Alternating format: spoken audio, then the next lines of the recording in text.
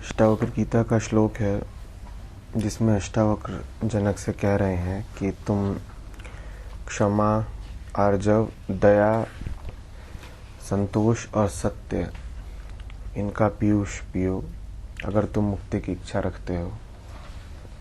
अगर तुम मुक्ति की इच्छा रखते हो तो क्षमा, आर्जव, दया, तोष और सत्य इनमें जियो।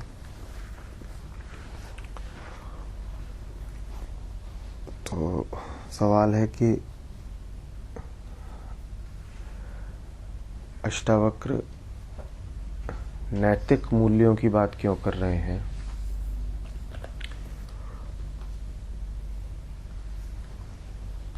क्यों कह रहे हैं कि जिसे मुक्ति की इच्छा रखनी है उसे क्षमा, संतोष इनका पालन करना होगा।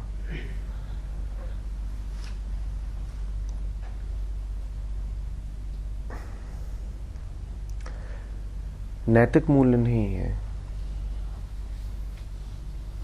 बात को समझना होगा। जो श्लोक आपने उद्धृत किया है ये पहले ही अध्याय से है। पहले अध्याय के भी बिल्कुल शुरुआती श्लोकों में से है ये।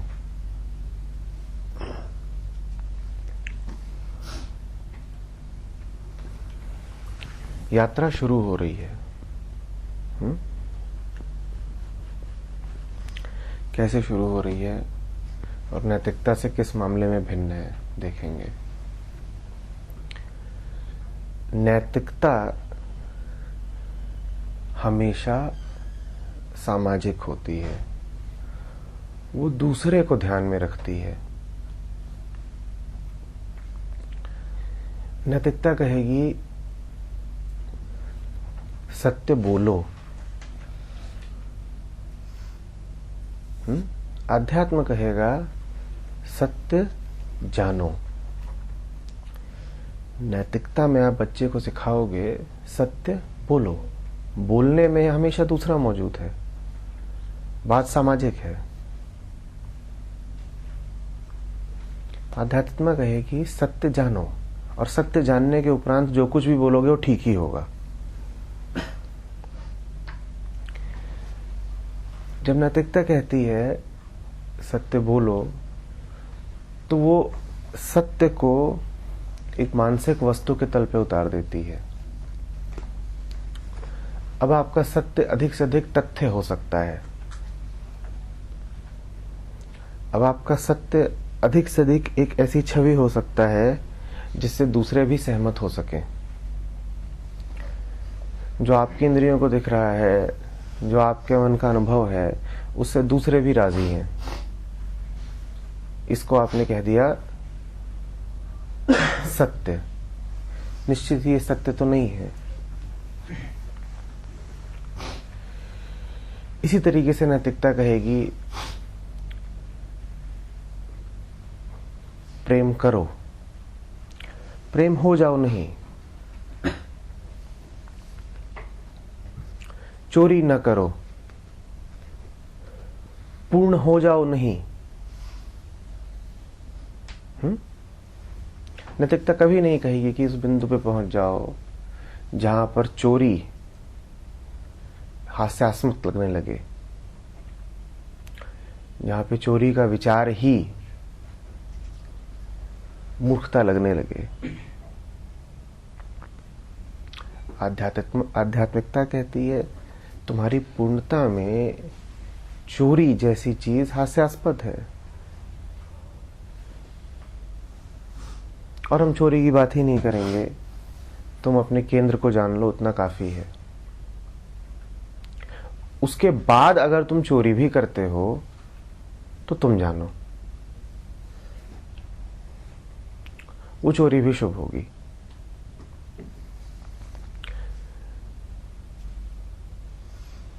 आमतौर पे जब आपसे कहा जाता है कि क्षमा बड़ी बात है तो उसका उद्देश्य होता है सामाजिक व्यवस्था को कायम रखना। ताकि आप मारे पीटे नहीं, हिंसा में ना उतरें। सतह सतह पर एक लय बनी रहे, व्यवस्था बनी रहे, सामंजस्य बना रहे।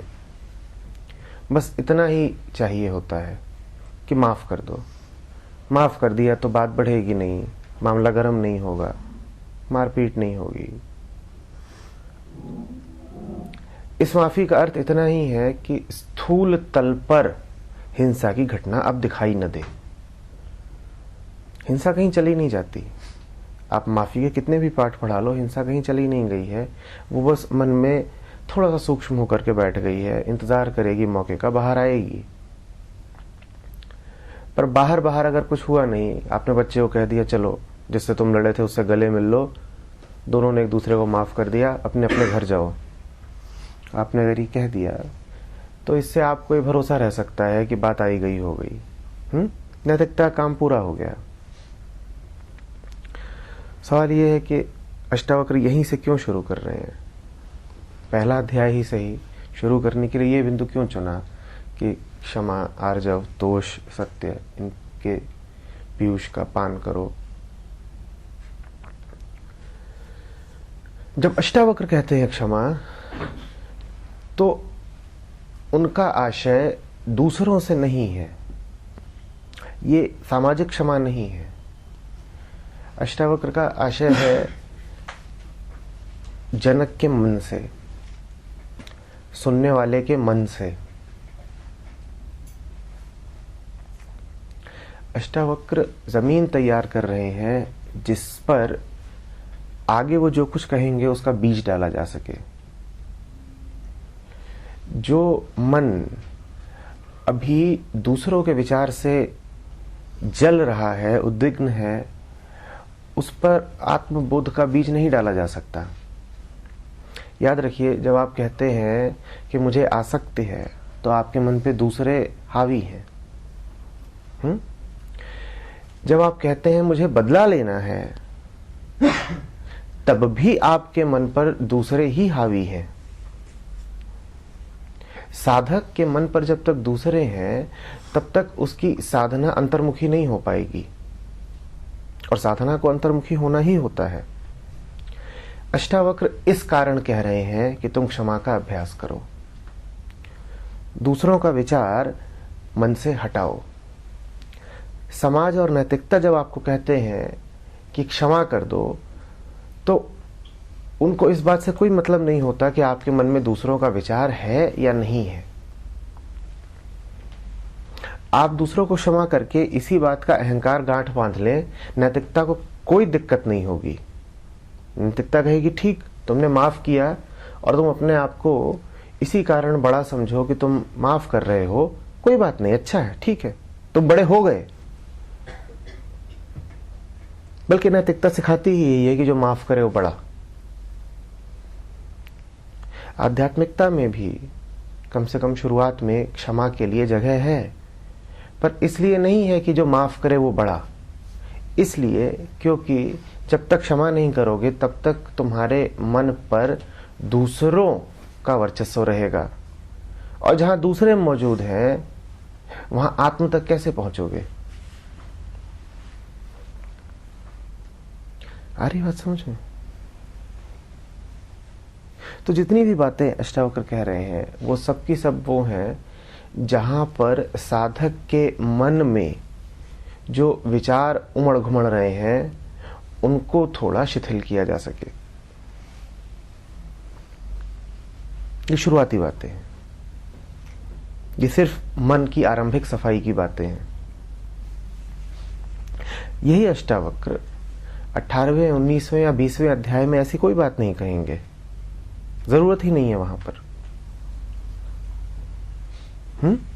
ये अष्टावक्र आगे जाकर के कहते हैं कि क्या विवेक, जो अष्टावक्र अभी कह रहे हैं कि क्षमा का पालन करो, आर्जव रखो, संतोष रखो, वो आगे जाके कहेंगे क्या विवेक, छोटी बात है विवेक, हम नहीं जानते, किसी विवेक की आवश्यकता नहीं है।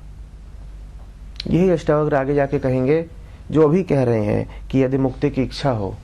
यही अष्टावक्र आगे जाके कहेंगे क्या मुमुक्षा और क्या मोक्ष। अभी जनक से कह रहे हैं मुक्त बड़ी बात, और आगे जाके कहेंगे क्या मुमुक्षा और क्या मोक्ष। न मुमुक्षा का कोई महत्व है, न मोक्ष का कोई महत्व है, पर वो बात अभी नहीं कही जा सकती।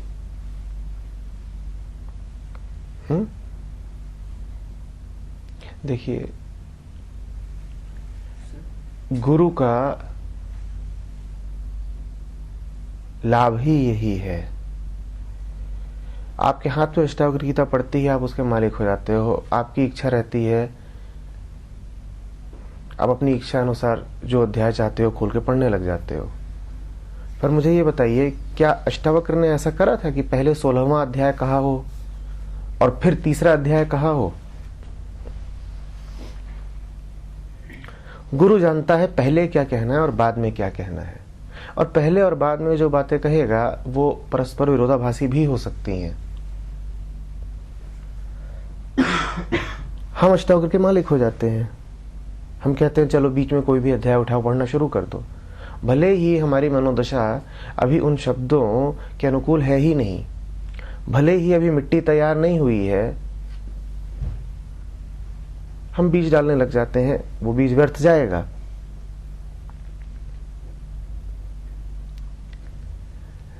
अष्टावक्र के सामने जनक हैं, वो देख रहे हैं कि अभी जनक कहाँ खड़े हैं। जिस पायदान पर जनक खड़े हैं उसी के अनुकूल ही कोई बात उन्हें उससे कहनी होगी। उससे आगे की बात अगर कहेंगे तो जनक को लाभ नहीं होगा, नुकसान भी हो सकता है, और बहुत गहरा नुकसान होता है जब आपके हाथों कोई ऐसा वक्तव्य पड़ जाए जो आपके अहंकार को बस पुष्ट करेगा। बहुत नुकसान करते हैं आप अपना। इधर से उधर से कुछ पढ़ लेंगे और उसमें कोई ऐसी चीज उठा लेंगे जिसकी आपके मन को तलाश ही थी, जिसके लिए आपकी हंता व्याकुल थी कि मिल गया, बस यही तो मैं चाहता हूं। अष्टावक्र ऐसा नहीं करेंगे। वो शुरू में ही नहीं कह देंगे जनक आए और जनक मुक्ति की आकांक्षा लेकर के आए हैं। अष्टावक्र 20वें अध्याय में 18वें में जो कहते हैं कि क्या मोक्ष और क्या मुमुक्षा, वो बात शुरू में नहीं कह सकते। शुरू में तो यही कहेंगे हाँ ऊंचे से ऊंचा ध्येय है मुक्ति पाना, और अगर मुक्ति पानी है तो आओ ऐसे शुरुआत करते हैं। शुरू में ही नहीं कहेंगे क्या मोक्ष और क्या मुमुक्षा, बड़ी दिक्कत हो जाएगी। वो बात आखिर में ही कही जानी चाहिए, और हमारा दुर्भाग्य ये है कि हमने वो आखिरी बात पहले पढ़ ली है। दिक्कत हो गई।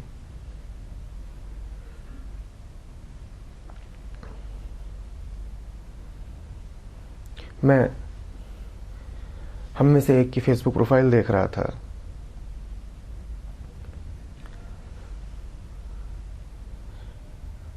उसने कहीं से एक वक्तव्य उठाया, अपनी फेसबुक प्रोफाइल पर डाल रखा है कि अहंकार का पकना बहुत जरूरी है। जब तक ईगो राइप नहीं होती तब तक ईगो घुल नहीं सकती।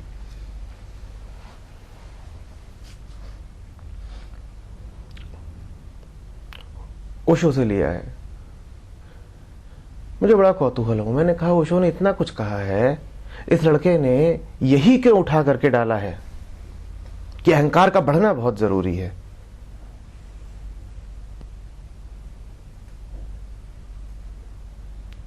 बात सीधी है, तुम्हें जहर चाहिए था, तुमने जहर चुन लिया। जहर क्या है? वो जो तुम्हारे तंत्र के अनुकूल ना हो। एक के लिए जो भोजन हो सकता है दूसरे के लिए जहर है। एक शरीर के लिए ही सुबह जो पोषण हो सकता है शाम को विष हो सकता है। खाली पेट कुछ तुम्हारे लिए जहर हो सकता है, भरे पेट वही तुम्हें लाभ देगा। गुरु वो जो तुम्हें बता सके कि इस समय पर तुम्हें क्या उचित है, पर नहीं। तुम्हारा अहंकार तुम्हें दर दर भटकाता है और तुम वहां से वही उठा लाते हो जो तुम्हें नहीं उठा के लाना चाहिए।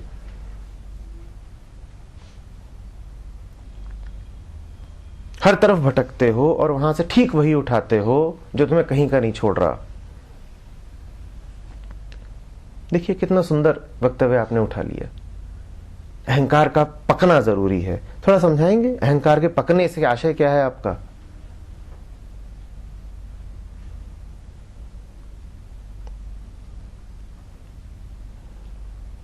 पर अष्टावक्र आपकी तरह मूढ़ नहीं है, वो गलत समय पर जनक को गलत बात नहीं बोलेंगे। शुरुआत में तो इन्हीं तथाकथित छोटी बातों से ही शुरू करेंगे। मन साफ रखो, बदला लेने का ख्याल ना करो, और इकट्ठा करने का ख्याल ना करो, संतोष में रहो, आर्जव में रहो, सत्य में जियो। अब देखिए कह रहे हैं सत्य के पीयूष का पान करो। सत्य क्या है इसकी अभी जनक को कोई झलक नहीं, अभी तो बात शुरू हो रही है। आप विचार करेंगे तो बात आपको अजीब लगेगी कि सत्य ही तो जानने जनक आए हैं, और अष्टावक्र शुरू में ही कह देते हैं कि अगर मुक्ति चाहते हो तो सत्य का पान करो। अगर वो सत्य को जानते ही होते तो अष्टावक्र के पास क्यों आते? लेकिन कहना जरूरी है, कहना जरूरी है ताकि मन जिन असत्यों को प्रश्रय दिए हुए है, इसलिए नहीं कि सत्य का उपान कर सके, इसलिए ताकि मन जिन असत्यों को प्रश्रय दिए हुए है, मन कम से कम उनको ढीला छोड़े।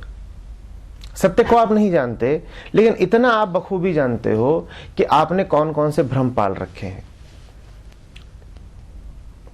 भ्रमों को आप पालते हो ना, ये जानने के बाद भी ये भ्रम है। ऐसा तो नहीं कि आपको आहट नहीं लगती, आहट लग जाती है, पता होता है कि बात झूठ है, पर फिर भी उसे पाले होते हो। तो अष्टावक्र जब कह रहे हैं कि सत्य के साथ रहो, तो फिर तो बात पूरी हो जानी चाहिए थी। जो सत्य के साथ हो गया, अब उससे और क्या बोलना है? पूरी गीता यहीं पे समाप्त हो जानी चाहिए थी।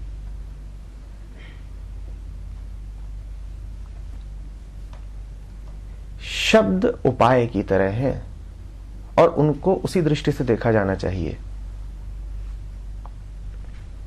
जब अष्टावक्र जनक से बात कर रहे हैं तो ये जो शब्द हैं ये उपाय हैं, ये रेचन की विधि है, मन साफ हो सके, मन आत्मा में उतर सके। बात समझ रहे हैं? इसीलिए जब भी कोई श्लोक उठाइए, कोई वचन उद्धृत करिए, तो थोड़ा उसका संदर्भ भी देखिए, कहां कहा गया है, कब कहा गया है, कैसे कहा गया है। जैसे सर हम बचपन से बड़े होते हैं, हमें कंडीशन करा जाता है कि हमें ये ऐसे ऐसे करना है। तो क्या ये जो अभी जो अष्टावक्र जी हैं जो कर रहे हैं, ये वही कंडीशनिंग है या कुछ कंडीशनिंग टाइप भी लगता है? बेटा, जिस स्रोत से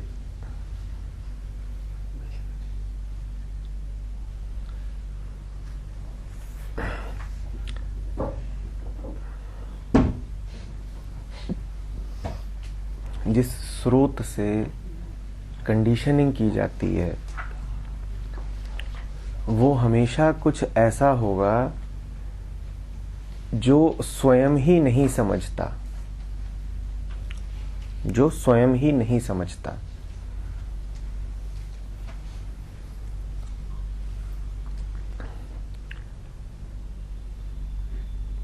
सूरज अंधेरे को थोड़ी जन्म देगा।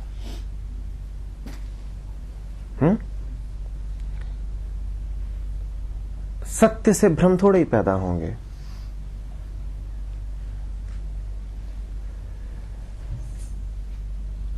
एक हद तक तुम्हारी बात ठीक है कि दोनों ही स्थितियों में सुनने वाले के मन पर कुछ प्रभाव डाला जा रहा है।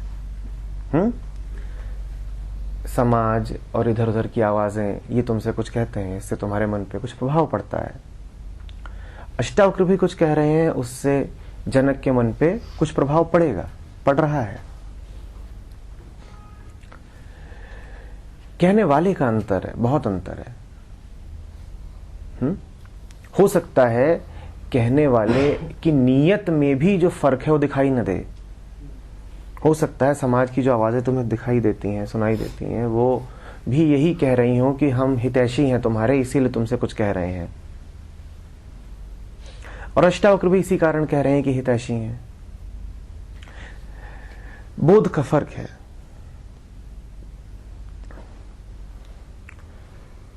प्रकाश बिंदु से, बोध बिंदु से जो भी कुछ निकलेगा वो दूसरे के मन पे और संस्कार नहीं चढ़ाएगा, और एक अव्यवस्थित मन से, संस्कारित मन से जो भी कुछ निकलेगा वो दूसरों के मन को भी संस्कारों की, धारणाओं की और परतें ही देगा। ऐसे समझ लो कि ये कमरा है, ये कमरा किसी का मन है।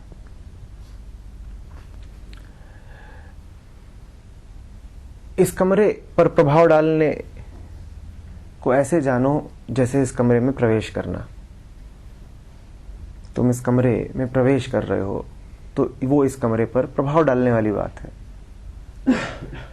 पर तुम इस कमरे में प्रवेश करके दो काम कर सकते हो। पहला तो ये कि तुम अपने हाथों में कचरे की टोकरियां लेकर के आओ, क्योंकि वही तुम जानते हो, वही तुम्हारा धंधा रहा है सदा से, कचरा ढोना। तुम्हारा मन क्या है? कचरे का अड्डा। वही तुम लेकर के आ गए खूब सारा। और क्या किया अंदर तुमने? क्या किया दूसरे के मन के साथ? वही कचरा यहां पर आकर के तुमने फैला दिया, डंप कर दिया। ये एक तरीका है दूसरे के मन में प्रवेश करने का। याद रखना, ये काम वही कर सकता है जिसके पास कचरा बहुत सारा हो।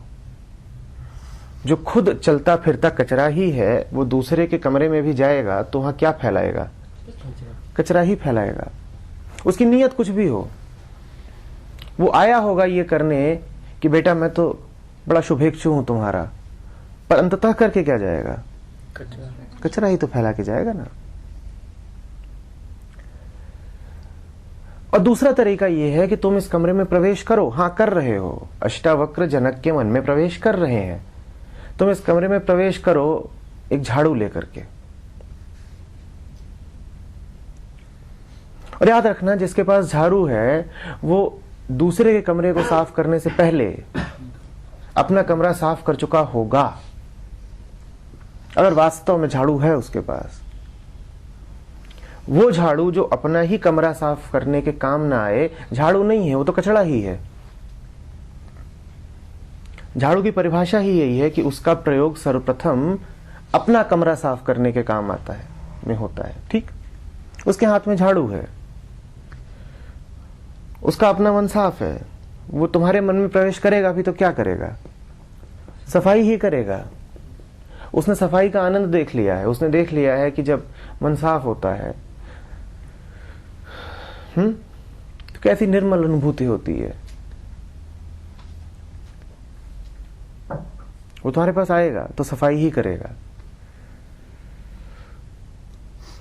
आम तौर पे जो लोग तुम्हारे मन पे प्रभाव डालते हैं, और अष्टावक्र जो काम जनक के साथ कर रहे हैं, उसमें जमीन आसमान का अंतर है। तल ही अलग अलग है।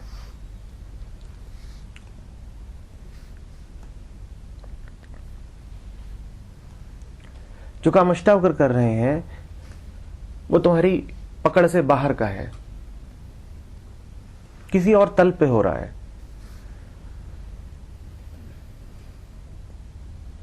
तुम समझ नहीं पाओगे कि कोई वचन ठीक ठीक बोला क्यों गया।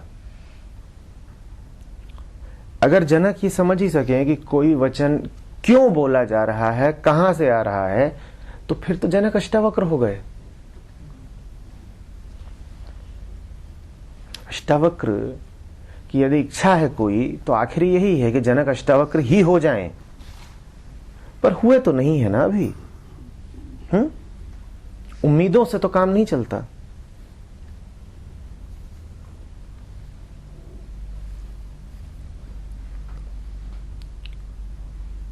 पर फिर सुनने वाला जनक जैसा चाहिए।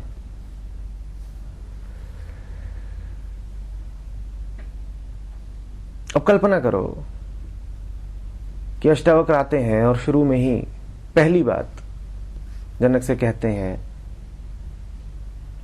आर्जव, क्षमा, तोष, सत्य,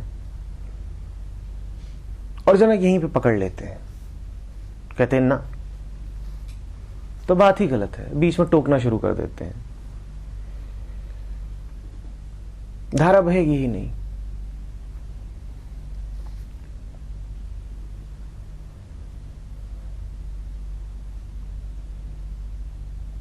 अष्टावक्र कहना शुरू कर देते हैं कि नहीं, यही बात जो है पहली, मैं क्यों चलूं इस पे, मुझे ठीक ठीक समझाओ, जब तक मैं पूरी तरह समझ नहीं जाता कि ये बात क्या है तब तक मैं आगे नहीं बढ़ूंगा।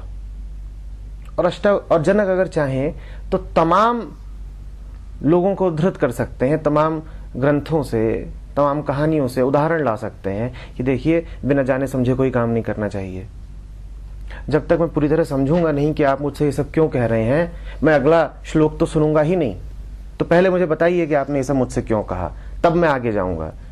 अगर जनक ने जिद कर ली तो न गीता आगे बढ़ेगी न जनक आगे बढ़ेंगे।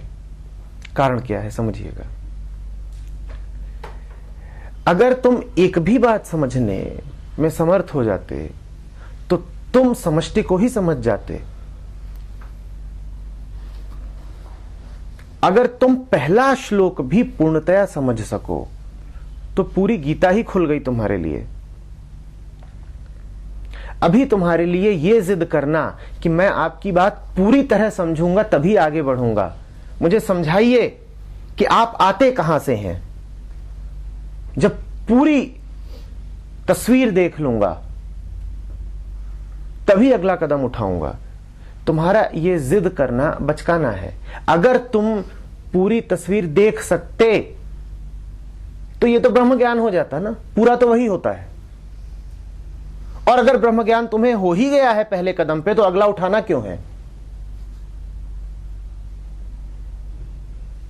श्रद्धा का अर्थ यही होता है कि गुरु जो कुछ कह रहा है वो तुम्हें नहीं समझ में आएगा पूरा, पर चलो उस पर।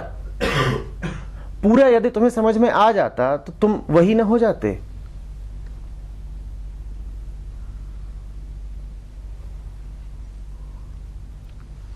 पूरा यदि तुम कुछ भी समझ सको तो तुमने पूरा ही समझ लिया। एक साधे सब सधे। पूरा कभी नहीं जान पाओगे।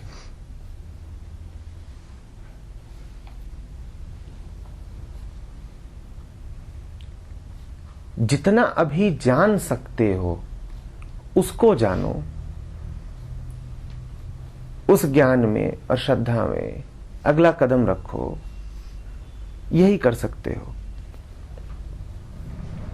ध्यान रखिए, मैं अंधविश्वास की बात नहीं कर रहा हूं कि किसी की बातों पर आपने अंधा विश्वास कर लिया। मैं आपसे कह रहा हूं कि जरा इस समझ में जिए कि कुछ बातें आपकी पकड़ से सदा बाहर रहेंगी।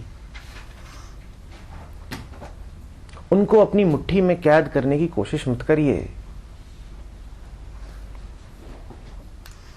अभी मैं आपसे कह रहा था कुछ दिन पहले, सब लोग नहीं थे, रात में बात कर रहे थे,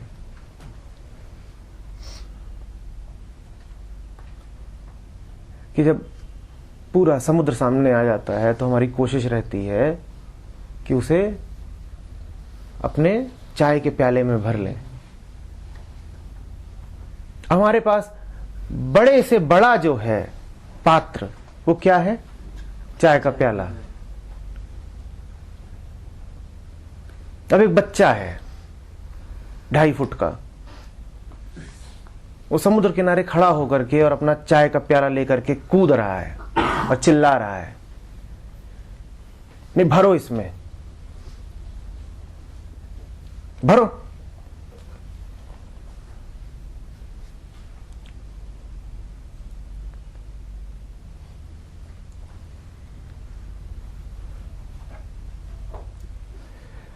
थोड़ा विनय रखिए, सर को थोड़ा झुका रहने दीजिए, नहीं समाएगा आपके चाय के प्याले में।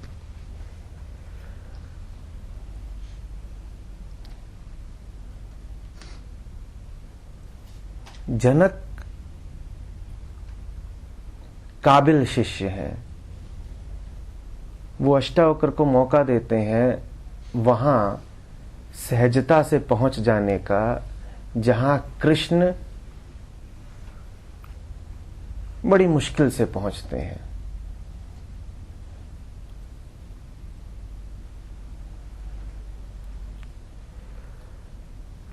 अष्टावक्र की गीता में जो भाव है वो कृष्ण की गीता से श्रेष्ठतर है।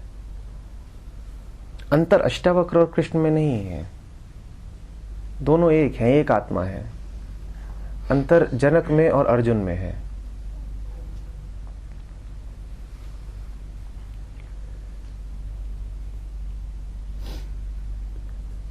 दोनों के सुन पाने में है।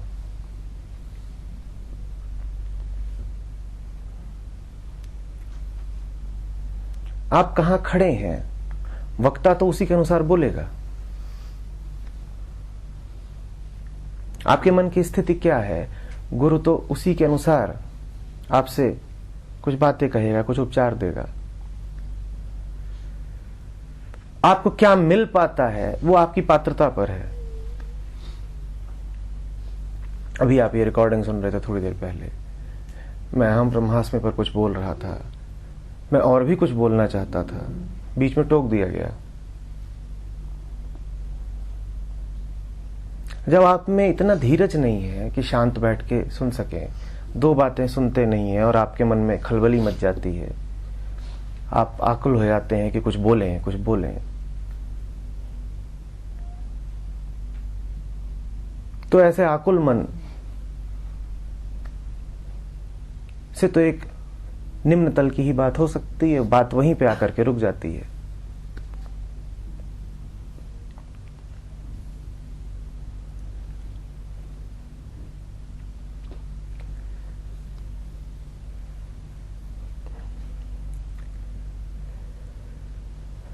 तुम्हारी बात बिल्कुल ठीक है कि प्रभाव तो मन पे डाला ही जा रहा है।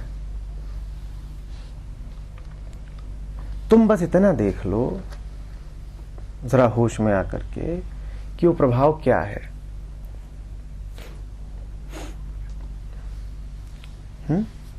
तुम्हारे मन के ढर्रे बदलेंगे, उसकी जो पूरी व्यवस्था है, पैटर्न है, वो बदलेगा। पर हो क्या रहा है, तुम जिस तल पे खड़े थे कल, आज वहां नहीं खड़े हो। जिसने तुम पर प्रभाव डाला बाहर से, उसने क्या किया तुम्हारे साथ? तुम्हें ऊंचा ले गया आकाश की ओर, तल छूटा तुम्हारा। जिस तल पे तुम थे वहां अब नहीं हो। पर हुआ क्या है, तुम्हें हल्का करा, तुम्हें उड़ान की तरफ ले गया, आकाश की तरफ ले गया, या तुम्हें और नीचा गिरा दिया। यही देखना है तुमको।